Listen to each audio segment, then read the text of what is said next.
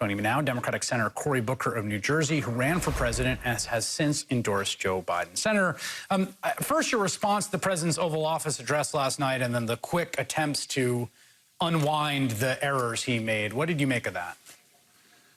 It's been disappointing, and it's been a series of disappointments with the spectacular failures in leadership from President Trump. And this is not a time for partisanship. It's a time for us to be pulling together and meeting a crisis. The challenge we have now is we have a president that didn't learn the lessons from Ebola, and literally the progress we were making as a country to prepare for such pandemics, he eroded that preparedness. During the first signs of this as a problem appearing in China, we had weeks to prepare for what's coming. We did not prepare for it. When this began to hit our nation, instead of having resolute, discipline-focused information and taking steps to empower localities, we did things to undermine our preparedness, to undermine our response. And here we find ourselves as a nation, what I still consider the best assemblage of humanity on the planet. We see other countries like South Korea doing so much better in dealing with this crisis than we are. This has been a failure in leadership at the top, but it does not now excuse us from taking the right actions right now as a country to deal with this crisis. Okay, so here's my question for you. Obviously, there are cases in New Jersey. There are school closings in the state that you represent. I've been asking everyone in political leadership this question. Do you actually understand what the problems are right now? There seems to be, like, we all know the testing's not scaling up rapidly. We all know we need that. That's just stipulated. Fauci said it today.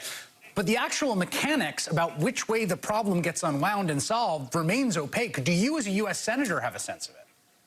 Yeah, look, we know clearly from watching other countries deal with this, with the mistakes that they're making, that there are things that we must do right now. And my frustration as I stand here in an empty Senate, we're in the midst of a crisis, we did not stay in the saddle and do the things we know we should be doing to curb the growth of this virus in our country. We are not doing the fundamental things that we should do.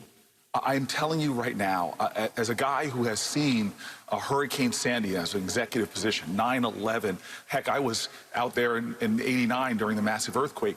In a crisis leadership, it is important that there are things that you do to deal with the challenges. And so right now, I'm frustrated because we're going away for a weekend that is 3 days. Literally, we could see thousands of more people, death rates climbing as well as infection rates climbing when we are not doing obvious things.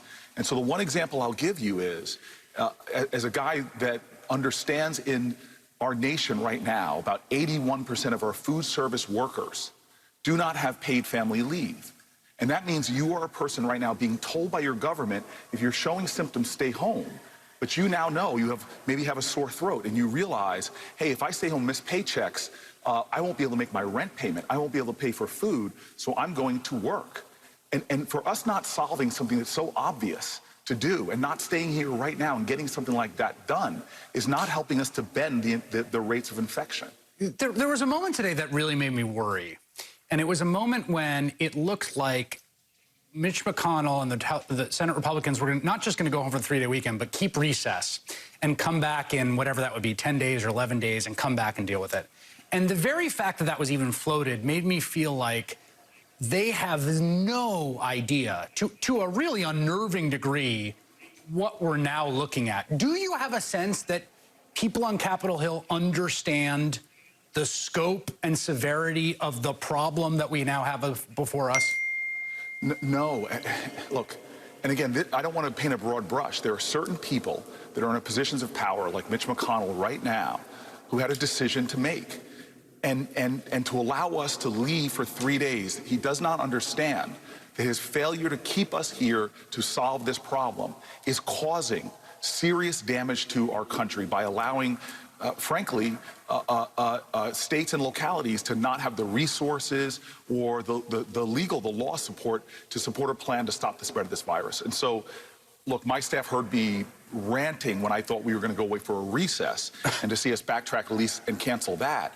But again, every day, every hour we lose in taking the obvious actions we should be taking that South Korea did, for example, are days that we lose ground and more people risk being infected with the coronavirus, with COVID-19. Final question for you on the scope of this. Are you prepared, do you, as a Democrat, understand that the level of economic dislocation in ordinary folks is going to necessitate probably hundreds of billions of dollars from the federal government at some point? I do not think right now we all, as a country, understand the second and third order challenges we are heading into. There is no way we're not even near the peak of this curve of infection rate, which means billions of dollars of damage to our economy, which means small businesses struggling, some of them failing, which means job loss. We need to start preparing for that now. That means expanding food stamps, unemployment insurance. That means making sure that the stress testing of our healthcare system, that we are prepared and have the resources to do what's necessary. There are clear steps we should be taking, understanding what's coming to our country. Senator Cory Booker of New Jersey, thank you for your time tonight. And Chris, I know I just want to say, everybody, this is the time that we should be pulling together, not tearing apart. This is the time that we should be extending grace, support, and help. Just because particular leaders are failing doesn't mean that we as a people together should fail each other. And I hope we all rise to the occasion to be there for each other with grace and support and love. Could not agree more with that final message. Thank you, Senator.